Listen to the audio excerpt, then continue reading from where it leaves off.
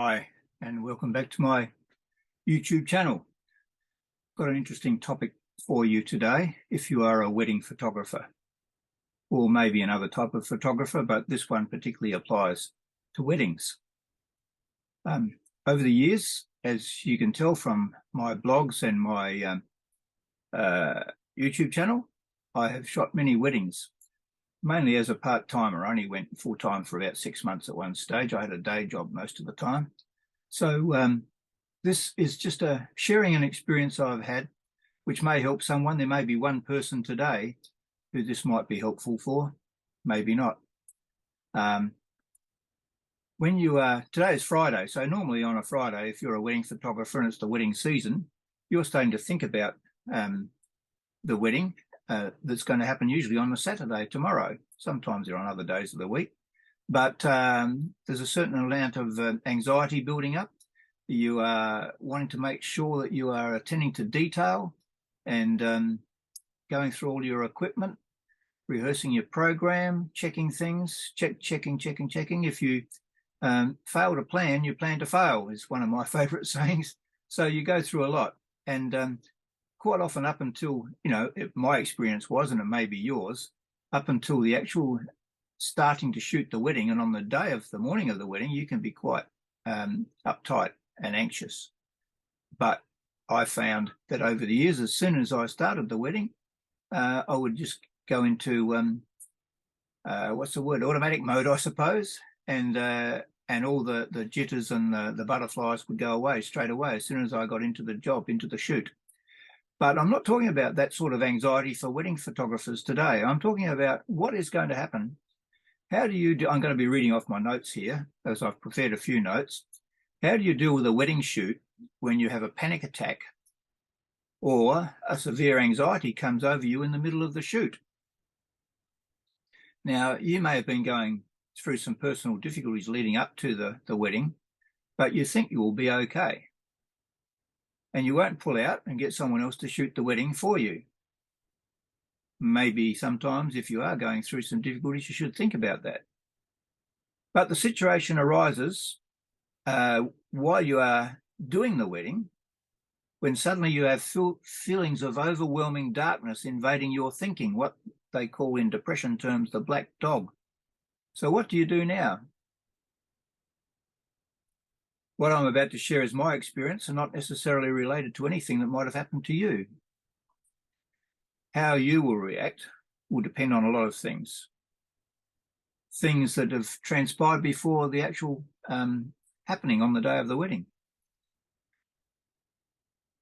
Things that may have enabled you to prepare for such a challenge in the same way as you might anticipate what camera and lens you will need during certain parts of the wedding.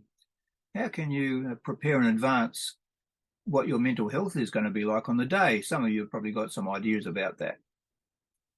But this is a bit of an oversimplification. So here is my story. Well, some of it. I'm not going to tell you everything. And it may help you. I don't know.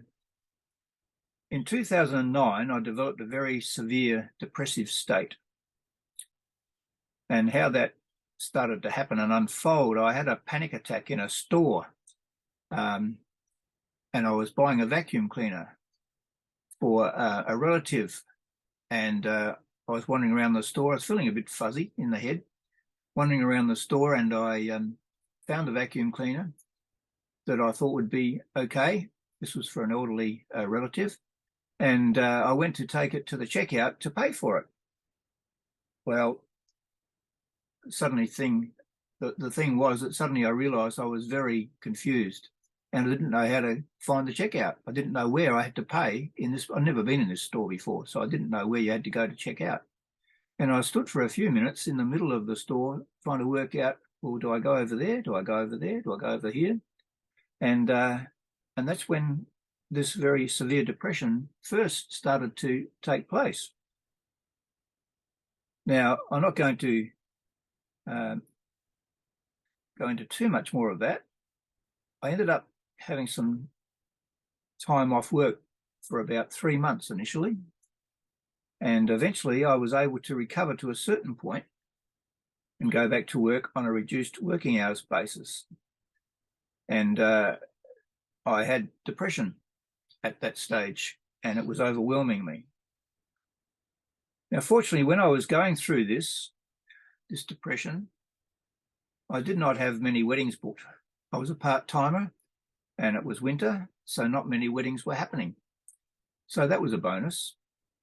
I did have some weddings booked for a new season, which in Adelaide was from about September onwards. And this particular wedding was about that time of the year. So when you go at the, when I usually start off, I don't do weddings anymore. When I start off, I usually start at the groom's house and take some shots of the guys. And I was okay at the groom's house on this particular day. And but on the way there, between there and the bride's house, I was hit by this black dog. I know that's what or black cloud, some people call it. It is a horrible, overwhelming feeling that, you are really besieged by it. Now, my wife was assisting me on the day. I used to have assistants come along with me that I'd paid, but I'd stopped doing that. I was getting towards the end of my wedding photography career. And I know what the triggers were on that day that started off, that triggered this off. But anyway, in between the groom's house and the bride's house, I had this attack. And just the equipment I was using on the day, this was a Canon 400D. And I think I might have even had a Canon 50D that I must have borrowed from someone. So at the bride's house, I was really struggling. And this was where sticking to your processes and knowing your camera was invaluable for me. On the way, my wife had said, "You will be okay." She was reassuring me. It was good to have her there with me. So this was where sticking to your processes and knowing your camera was invaluable. I was quite an experienced wedding photographer. It was a time when many of us were still transitioning to digital capture. But my wife kept reassuring me I would be okay. I don't think my customers were aware of anything. So the usual plan for my shooting a wedding was go to the guy's place, the girl's place, the church or venue where the wedding was taking place. Then we'd take some shots outside the church, probably a few family shots and the bridal couple. And then we'd go to another location and then we would head on to the reception. And so looking back, what saved me was that in using a camera and concentrating on my images and the settings, the symptoms were reduced while doing that. The part of my brain was shut out, which causes the depression. That part of my brain was shut out while I was automatically doing what I knew. I'm going to post a little bit some of the previous things I've talked about on this channel underneath, where I've talked about this idea of in the middle of a photographic session and you're having depression, you might experience periods where the symptoms aren't noticeable.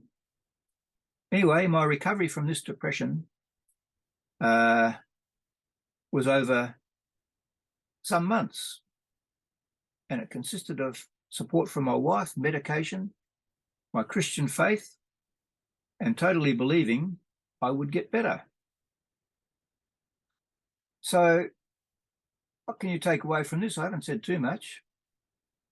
If you are concerned in advance about your abilities to do the wedding, then it might be prudent to get a backup person to shoot instead of you in the same way as if you were physically sick on the day.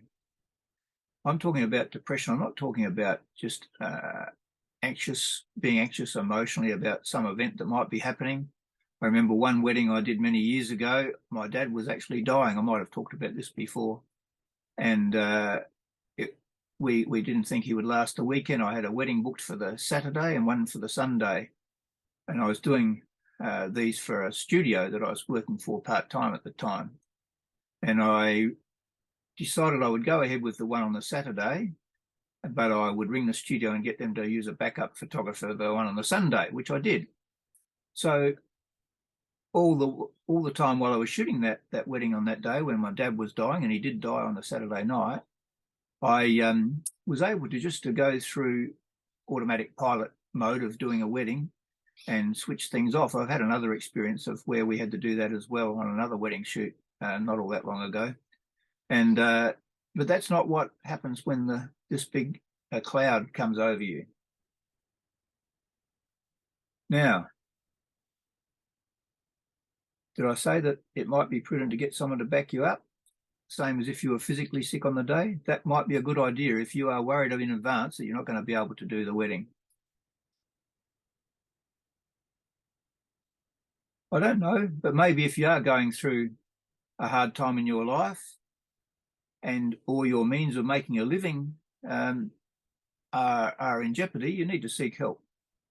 If you're a Christian, you need to trust God and talk to people who you know will be supportive. I know not everyone who watches this channel is a Christian, and that's good. I'm aiming to speak to everybody, not just my Christian friends. If you are a Christian and a wedding photographer, or you're going through a depression, even if you're not a wedding photographer, I wouldn't necessarily pray to God about your condition. That might sound a bit surprising. Let someone else do that. The reason I say that is that when you pray, when you are in such a neurotic state, your prayers may go no further than the ceiling. It will just concentrate all your thoughts on your symptoms and exacerbate them. God knows all your struggles, and he will bring you out of that at the right time. Going through these troubles, depression, it certainly made a big change in my life. I've had 3 bouts of it in my life, but this one I'm talking about was about 13 years ago. And going through these things can actually open up a whole lot of growth in your own personal life. I did go on to do quite a few more weddings after this period of my life. And the only reason I don't do them now is my advancing age and aches and pains. So I don't know whether this short talk will be helpful or not, but maybe there is someone who needs to hear this. I'm going to put some links below where I've talked about some of these things before. So it might be a good idea if you are struggling at the moment to pull out of a wedding. And I always used to say when I was teaching my wedding photography that you need to have, it's best to have someone helping you on the day who is actually an experienced wedding photographer. And particularly so if you got sick before the wedding, you could pull out and let the customer know, I won't be able to come, I'm sick, but I've got my friend coming and he or she will be coming and they will be able to assist you, will be able to photograph the wedding just as good as me. So it's good to have people trained up like that. And I trained lots of people over the years in wedding photography. So there you go. Just sharing a few things about what happens if you have a panic attack during a wedding. I mean a full-blown one, like I've just talked about. Well, you could actually say to the people, look, I'm really not coping. My assistant is going to be doing main shots of the day, or you might not tell them that, but just do that anyway. And you'll still be able to take some photos and get some good shots. Quite often on a wedding day, the couple are concentrating on what they're doing and what's happening. They're not worried too much about what you're doing. They're just trusting you and your assistant to get the shots that you need. And if you've got 2 of you, well, you're still going to do that. So there you go. Think about it. Think about what you might do.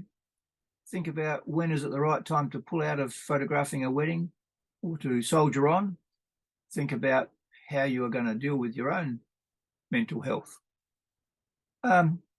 If you've been through similar things to this, I'd be interested in your comments and quite happy to talk to you about that through the comments or through private emails. And I hope you found it interesting. And thanks for watching.